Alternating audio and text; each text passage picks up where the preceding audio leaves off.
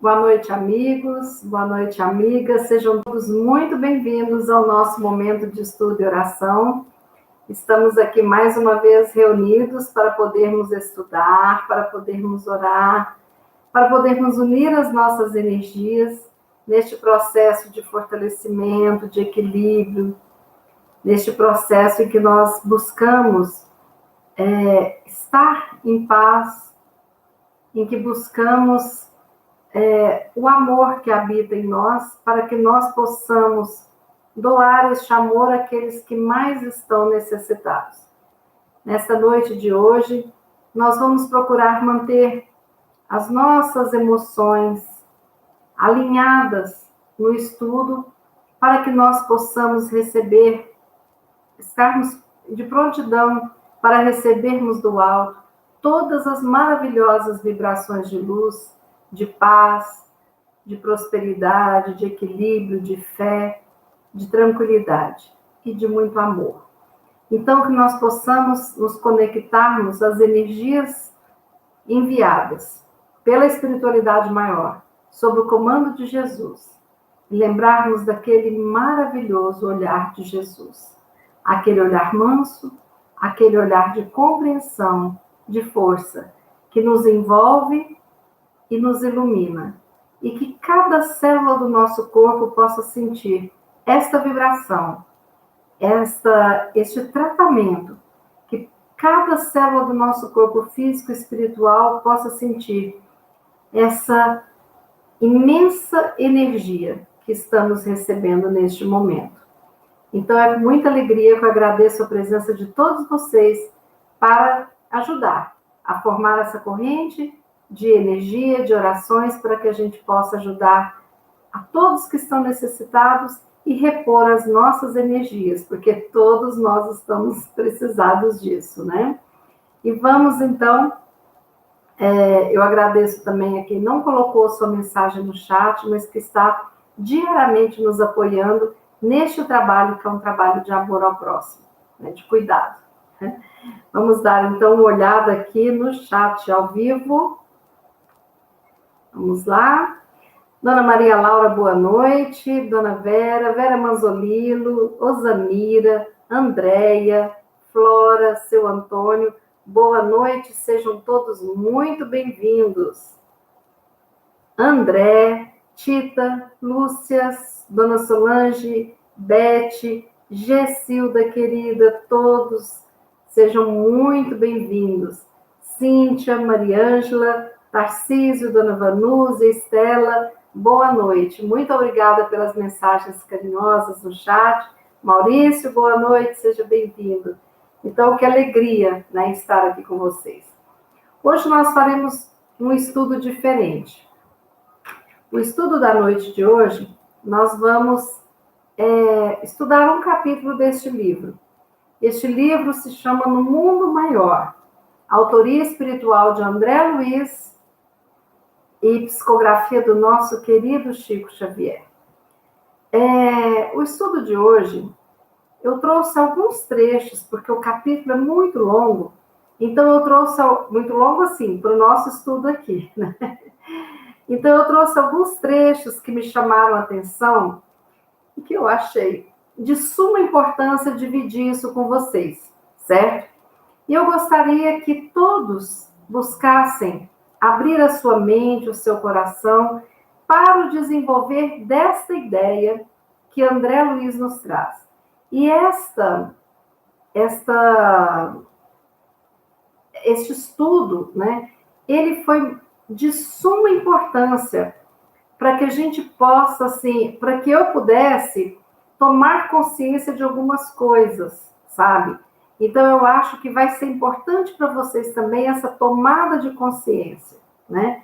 O capítulo, este livro No Mundo Maior, ele é da série Nosso Lar.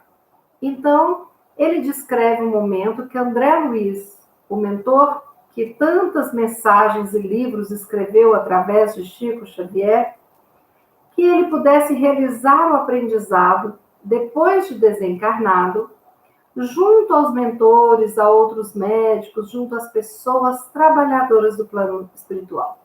Todos sabem que André Luiz foi acolhido, né, como um paciente quando ele chegou, né? Depois de muitos anos de sofrimento no umbral, ele foi acolhido no hospital e ele foi se equilibrando. Quando ele já estava equilibrado, ele muito curioso, né, com aquele espírito científico, né, dentro dele, ele começou a ajudar diversos grupos e diferentes grupos. Então, cada livro da série André Luiz relata essas missões espirituais, né, que ele assumia, junto com essas aulas práticas que ele tinha do funcionamento dessas instituições no plano espiritual, dos ministérios, dos departamentos existentes lá.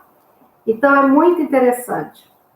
Então, quando começa este capítulo 2, a preleção de Eusébio, só para dizer para vocês, eu vou falar aqui desta mensagem do mentor Eusébio, do que ele fala, né, para as pessoas que estavam ali, para a plateia.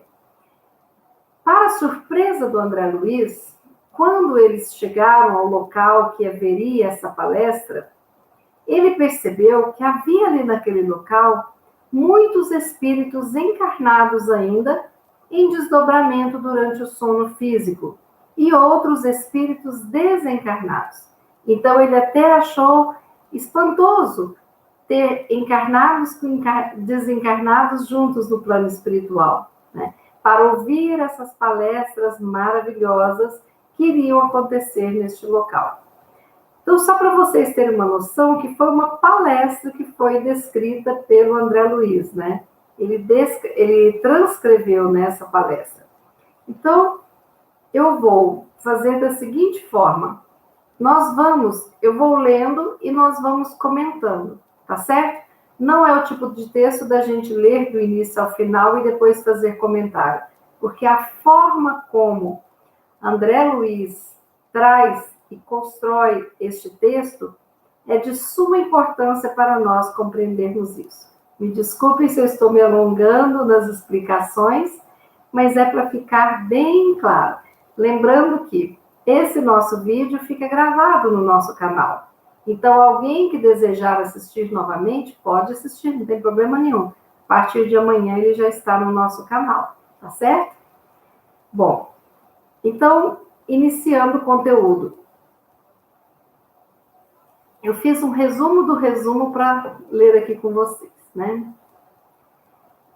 Dirigimo-nos a vós, irmãos, que tendes o ensejo de aprender na bendita escola carnal. Todos nós estamos aqui para aprender. Nós já sabemos que a Terra é uma escola querida, nos presenteada por Deus, nosso Pai, para que nós possamos aprender as lições. Cada um com seu aprendizado diferente do outro. Cada um com a sua missão, com a sua lição de vida diferente, né? Indubitavelmente, a intenção não pode ser mais nobre. É, entretanto, indispensável considereis a vossa necessidade de integração no dever de cada dia. Impossível é progredir no século sem atender às obrigações da hora. Torna-se imprescindível na atualidade recompor as energias, reajustar as suas aspirações e santificar os desejos. A chama do próprio coração é a única lâmpada capaz de iluminar o mistério espiritual em nossa marcha evolutiva. Necessário que nos adaptemos ao equilíbrio divino, atendendo à função que nos cabe em plena colmeia da vida. Bom, o que André Luiz está nos chamando a atenção, né? Que é importante a gente estar integrado com as atividades e responsabilidades que nós assumimos antes mesmo de encarnarmos no nosso dia a dia. E ele fala uma coisa importante: se a gente quer progredir vencendo um século. Nós precisamos de vencer cada hora de cada dia que compõe esse século. Ou seja, é do micro para o macro, né? Então, para que eu possa estar integrado com toda a coletividade, com a humanidade, que é a minha irmandade, eu preciso de estar integrado comigo mesmo. Se eu desejo participar do processo de equilíbrio da humanidade, eu preciso de me equilibrar também, né? Então, a nossa intenção de sermos ajudados e de ajudar o outro é nobre, mas é importante nós estarmos conscientes que precisamos, como ele falou, recompor as nossas energias. Saco vazio não para em pé. Então, nós temos sempre que recompor as nossas energias para estarmos aptos para ajudar os que chegam. Reajustar as nossas aspirações. O que significa isso? Muitas vezes eu aspiro a algo, né? E eu, de repente, vou chegar até a metade do caminho. E eu preciso de comemorar esse trecho que eu já consegui. Mas os meus desejos precisam ser santificados. O que significa isso? O que é um desejo santo? É um desejo de bem, de amor e que visa a coletividade e não o meu próprio umbigo. Então, ele termina falando que a chama do próprio coração... O que é a chama do próprio coração, gente? É o amor. O amor é a única coisa capaz de limpar, né? De fazer iluminar, de fazer brilhar, né? Toda a nossa marcha evolutiva. Então, Jesus já disse lá atrás que brilha a vossa luz. Então, nós precisamos de permitir que a nossa luz brilhe. Mas como que nós conseguiremos isso? Através do equilíbrio. Porque tudo que vem de Deus é dentro de um equilíbrio. E nós precisamos de saber que se compararmos a nossa vida dentro de uma colmeia, cada abelha tem a sua função. E nós precisamos compreender qual é a nossa nesta vida. Continuemos.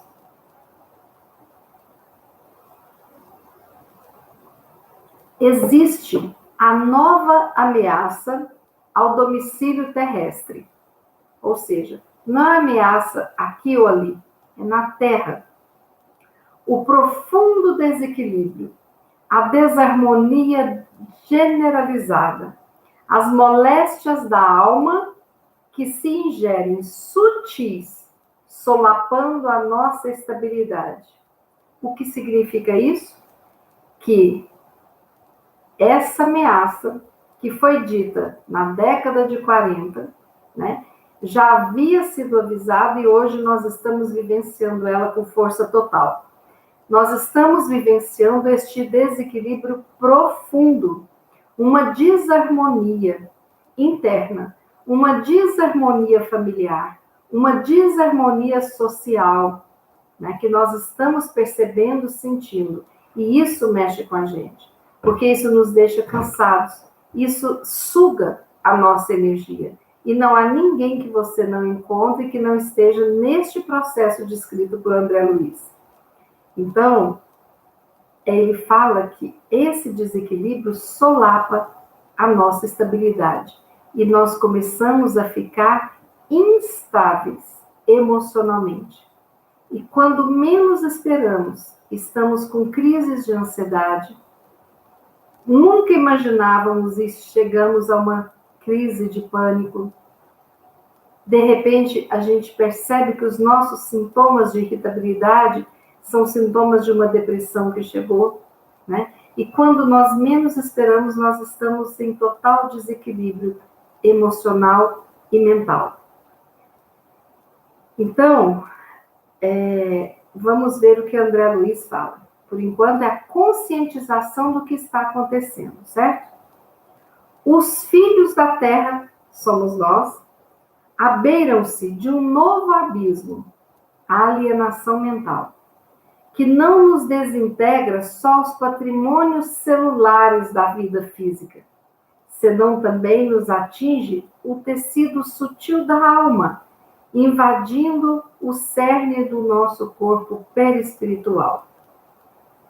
Então, aqui, André Luiz fala que se nós não cuidarmos desse desequilíbrio, se nós não nos tratarmos, nós podemos entrar num processo de alienação mental. O que é alienação mental? É rompermos com a realidade e vivermos um mundo de fantasia. Aqui não é alienação mental aquele que é internado no sanatório, não. Alienação mental no sentido de rompimento com a realidade e de fantasiarmos um mundo que não existe, uma realidade que não existe, olharmos para nós e não nos reconhecermos, porque muitas vezes nós criamos, né, o que a gente chama de um falso self, né, um falso ego, porque aí nós achamos que somos isso ou aquilo, no fundo não somos, é um auto-engano. Então, tudo isso é descrito por André Luiz como um abismo que nos cerca se nós não cuidarmos do nosso equilíbrio. Cevamos e expandimos unicamente o egoísmo, a vaidade, a ambição e a fantasia na crosta terrestre durante milênios. Contraímos débitos pesados e escravizamo-nos aos tristes resultados das nossas obras, porque nós sabemos que o que plantarmos, colheremos. O que já plantamos, estamos colhendo. Deixando-nos ficar indefinidamente em uma moita de espinhos. E assim, atingimos a época moderna da civilização, em que a loucura se generaliza e a harmonia mental do homem está a um pouquinho de ser desestruturada, né? Então, aqui ele fala que nós precisamos de nos conscientizar que tivemos um passado onde o instinto prevaleceu sobre o amor, um passado de guerras, de lutas, de egoísmo, de vaidade, de muita ignorância, de falta de amor, um passado que nós não procuramos a luz, mas nos acostumamos com muitas trevas. Então, tudo isso está chegando de alguma forma na nossa conta, porque a lei divina de ação e reação nos lembra que plantamos e colhemos. Tudo o que nos acontece hoje é uma colheita do nosso passado, seja o nosso passado de outras vidas ou desta vida, mas tudo remete ao nosso passado. Então, ele fala que se nós não cuidarmos disso, nós precisamos sair dessa moita de espinhos em que caímos, mas esses espinhos foram criados por nós. Não é falar, Deus quis assim. Não, Deus não quis assim. Ele nos deu um livre-arbítrio. E muitas vezes no nosso passado, ao invés de escolher o amor, nós escolhemos os espinhos da dor. Tanto escolhemos que colocamos uma coroa de espinhos na fronte do nosso mestre, na fonte do nosso governador planetário. Então, aqui, André Luiz, ele nos conscientiza do risco que todos nós corremos, né, de entrarmos num desequilíbrio profundo se não cuidarmos da nossa saúde mental, espiritual, física, para o equilíbrio verdadeiro. Certo? Continuando.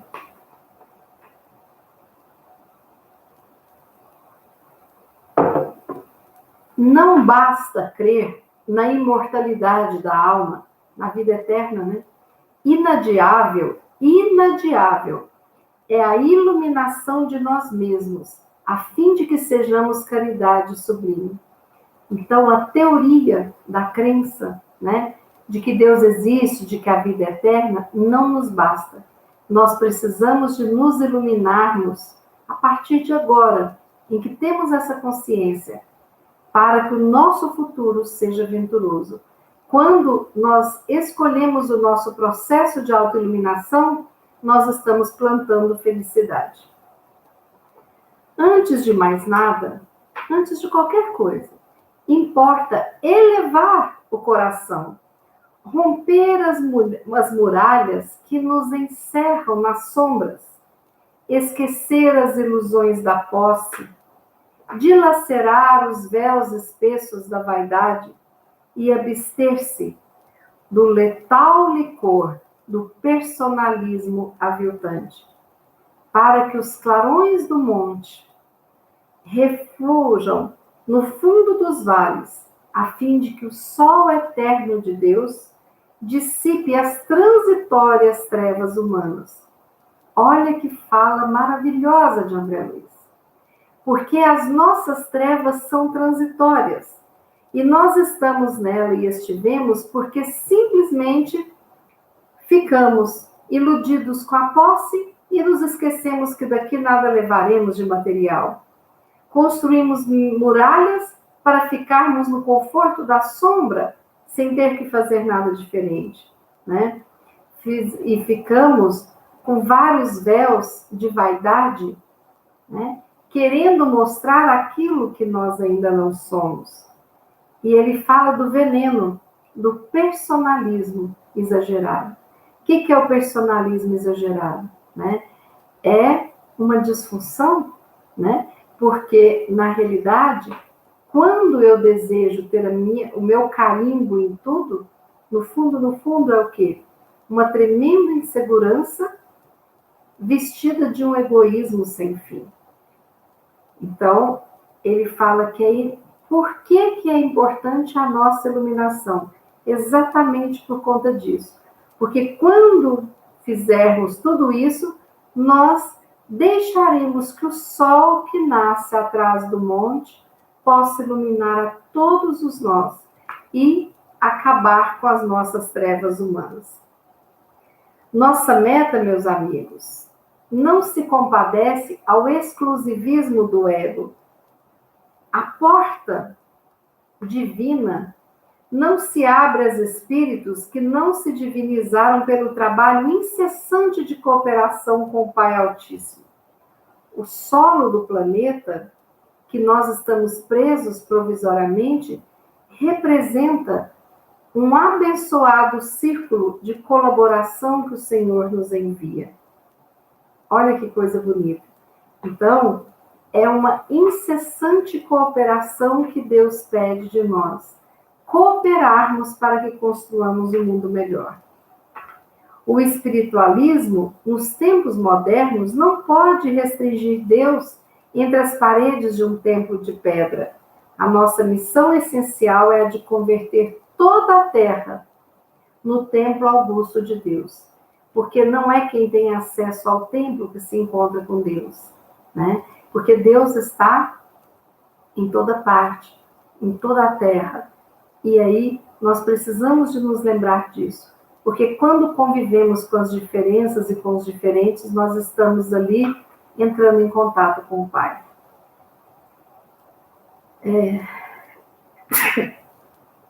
Alimentemos a esperança renovadora. Não invoqueis Jesus para justificar anseios de um repouso que não nos cabe ainda. Jesus não atingiu a culminância da ressurreição sem antes subir ao Calvário. E as suas lições referem-se à fé que transporta montanhas.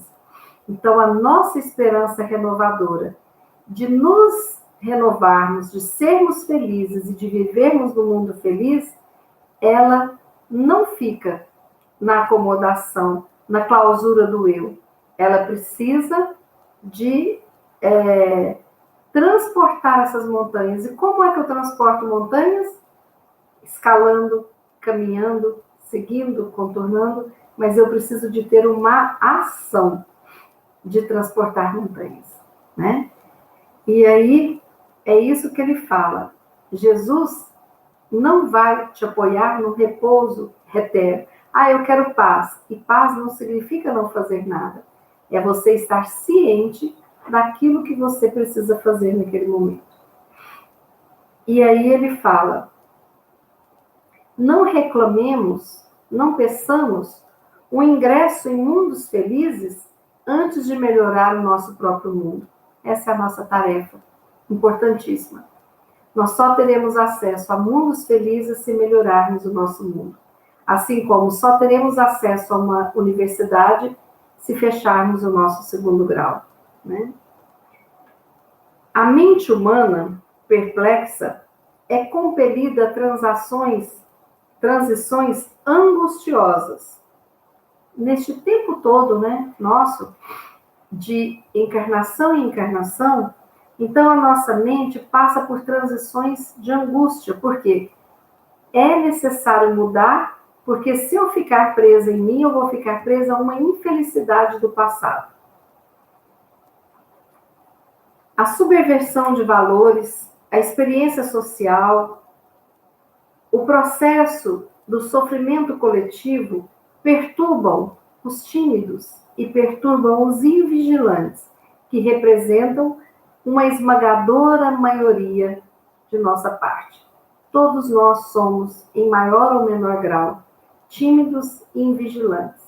Tímidos porque muitas vezes não saímos e mostramos a bandeira do bem. Tímidos para amar incondicionalmente. Tímidos para decidir pegar este trabalho de renovação do nosso eu e da sociedade em que vivemos. Invigilantes, porque normalmente não conseguimos vigiar. Nós até oramos, mas vigiar, estar numa vigília, para estar num controle, né, daquilo que é melhor para nós, é um pouco mais difícil. Então, isso tudo gera uma angústia. Então, a nossa mente, ela é bombardeada por angústia nessas transições do que eu quero, gosto e tenho conforto e do que eu preciso alcançar para ter a verdadeira felicidade, a verdadeira paz de espírito, né? Como atender a esses milhões de necessitados espirituais se não receberdes a responsabilidade do socorro fraterno? Como sanar essa loucura incipiente se não nos transformarmos em imãs que mantenham o equilíbrio? Sabemos que a harmonia interior não é um artigo de oferta e procura nos mercados terrestres, mas a harmonia interior é uma aquisição espiritual só acessível no templo do espírito. Nós não compramos harmonia. Então não adianta você ter o melhor aparelho de tocar músicas que isso não vai te trazer harmonia se o seu espírito estiver em desequilíbrio, né? Então essa harmonia que evita o processo, né, do desequilíbrio deve nos manter como imãs de equilíbrio, ou seja, sempre buscando essa reestruturação tão necessária para a nossa felicidade. Sem equilíbrio, eu não consigo ter felicidade. Faz-se, pois, importante que acendamos o coração em amor fraternal à frente do serviço. Não bastará a crença que fica esperando, tudo há de melhorar, tal, não. Só ficarmos nesta teoria, não. Nós precisamos de confiar, sim, esperando e agindo ao mesmo tempo. É o amor que confia, que atende, que transforma, que eleva. Sejamos instrumentos do bem, acima de expectantes de recebermos a graça.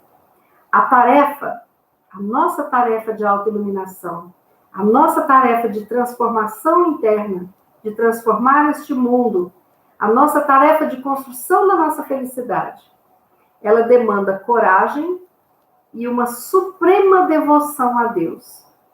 Sem que nos convertamos em luz, no círculo em que estivermos, em vão acometeremos a sombra aos nossos próprios pés. E no prosseguimento da ação que nos compete, não nos esqueçamos de que a evangelização das relações entre as esferas visíveis e invisíveis é dever tão natural, tão inadiável, quanto a tarefa da evangelização das pessoas. Então, olha que importante isso. O contato dos encarnados com desencarnados, nós temos muito isso na doutrina espírita, através das nossas reuniões, né, mediúnicas, as nossas reuniões de desobsessão, em que nós não esconjuramos aquele espírito que chega raivoso e sofredor. Nós acolhemos com amor e aprendemos isso em inúmeros livros de André Luiz, que aqueles espíritos que chegam em total desequilíbrio estão sofrendo muito, muito na erraticidade e precisam ser acolhidos com amor pelas equipes espirituais e levados aos prontos socorros dos hospitais espirituais. Então, nós não mandamos para o inferno, né, aqueles que estão sofrendo. Pelo contrário, nós apresentamos o céu para eles. O céu que exige o quê? A disciplina, o estudo, o tratamento, o desejo de continuar sendo ajudado. E essa evangelização é importante, assim como a evangelização de todos nós. Quando nós decidimos, se somos católicos, irmos a uma missa, ou espíritas, irmos a um centro, ouvir uma palestra, né? Fora da pandemia, é claro, nós estamos levando conosco aqueles irmãozinhos que necessitam estar lá e serem acolhidos. Olha que coisa importante. Se estamos no reduto do nosso lar, e é difícil para a gente ir para um centro na pandemia, até proibido, nós precisamos de fazer as nossas preces, de nos conectarmos com os nossos anjos guardiões e pedirmos um encaminhamento de irmãozinhos sofredores que possam estar do nosso lado, pedindo e buscando auxílio. E nós precisamos evangelizar os nossos corações, os corações dos nossos familiares e de todos os que nos cercam. Então, nós precisamos ser instrumentos do bem. E como disse Emmanuel, nós precisamos de ser aquele imã do equilíbrio. Como é que nós somos instrumentos do bem e equilíbrio se nós estivermos desequilibrados? Como é que nós podemos ajudar se nós estamos precisando antes de mais ajuda ainda? Entendem a importância que é esse processo de equilíbrio? Sem o equilíbrio, a construção desse equilíbrio, não existe um processo de autoiluminação. Sem autoiluminação, eu não tenho como dissipar a minha sombra para ajudar na iluminação deste mundo em que eu vivo. Não busqueis o maravilhoso. A sede do milagre pode viciar-vos e perder-vos. Então, é a gente achar que existe um milagre sem esforço, e não existe. Jesus nos demonstrou isso, porque ele passou por todo o martírio, e foi pelo Calvário, pela crucificação, para nos ensinar. Né? E o que é que ele nos ensinou? Que não tem um milagre, tudo é processo. Eu falo muito isso para os meus pacientes. Quanto tempo você demorou para poder chegar nesse processo da síndrome do pânico? Quantas ansiedades não tratadas? Quantos sentimentos que não foram vistos, sentidos, que não foram cuidados, né? Será que a depressão é um milagre? Hoje eu estava assim, amanhã eu estou deprimida. Não. Existe um processo em que a gente faz uma depressão, né? Muitas vezes nós não observamos esse processo, porque inúmeras vezes nós não olhamos para nós. E nós olhamos para aquelas ideias que o mundo quer nos vender. A ideia da posse, a ideia do egoísmo, a ideia do personalismo, do poder, da riqueza material, e esquecemos de olhar para nós. Por isso que a gente vê tanta gente linda, rica, tem tudo que, pelos padrões do mundo, traz felicidade. E está infeliz e não consegue tratar da sua depressão, né? Por que isso? Porque o seu eu foi deixado de lado para cuidados. Então, agora o processo de acordar e ter a certeza de que precisa agora trabalhar para poder cuidar dessa depressão, cuidar do seu corpo, da sua mente. Então, é um processo também que vai acontecendo, não é um milagre. Nossa, eu comecei a tomar o remédio, tem 3 dias, não melhorei nada. Não vai melhorar. O medicamento depende de pelo menos 15 dias para fazer efeito, né? Fora os sentimentos que provocaram essa cadeia toda para poder a gente se ver numa depressão ou num pânico, né? Então, existe o processo do adoecer. E normalmente a gente espera chegar lá no fundinho do poço para procurar ajuda. É até cultural isso. E existe o processo da cura. E é nesse que nós precisamos estar. Nos conscientizarmos de tudo que precisamos trabalhar nesta realidade necessária de autoiluminação. Porque quem é um ser autoiluminado, ele lida com a dor, com o luto, com a doença, a perda de um ente querido, com a perda financeira, de uma forma em que sente tristeza, sim, mas não se desespera, porque confia em si, confia no Pai, é vigilante para prestar o mínimo detalhe, chama a sua atenção neste processo que deve ser o de cura, né? Continuemos aqui. Vinculai-vos pela oração e pelo trabalho. Orai e vigiai, né? O trabalho construtivo. Vinculai-vos pela oração e pelo trabalho construtivo com os planos superiores. E estes vos proporcionarão contato com os armazéns divinos, que suprem a cada um de nós segundo a justa necessidade. A oração e o trabalho nos faz estar em contato com a superioridade espiritual. E aí, eles colocam a gente em contato com esses armazéns divinos, né? Então, ali nós encontramos todo aquele apoio, tudo que nós necessitarmos chegará até nós de uma ou outra forma, né? Mas para isso é necessário ter essa conexão. Orai, vigiai, trabalhai.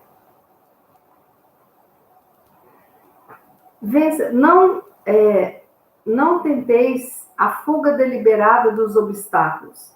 Vencei-os utilizando vontade e perseverança, desejando um crescimento aos vossos próprios valores.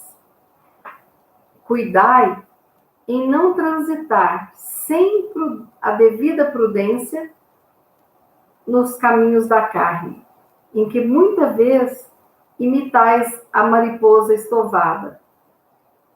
Atendei às exigências de cada dia, rejubilando-vos por satisfazer as tarefas mínimas. Então, é prudência. Então, um passo de cada vez, um aprendizado de cada vez. É o que eu estou falando. Não adianta o processo de ansiedade, de exigir a perfeição e querer fazer tudo ao mesmo tempo. Tem questões nossas, minha gente, que nós trazemos de muitas encarnações passadas. E não é assim que nós vamos tirar do nosso caminho. Então, é preciso um trabalho bem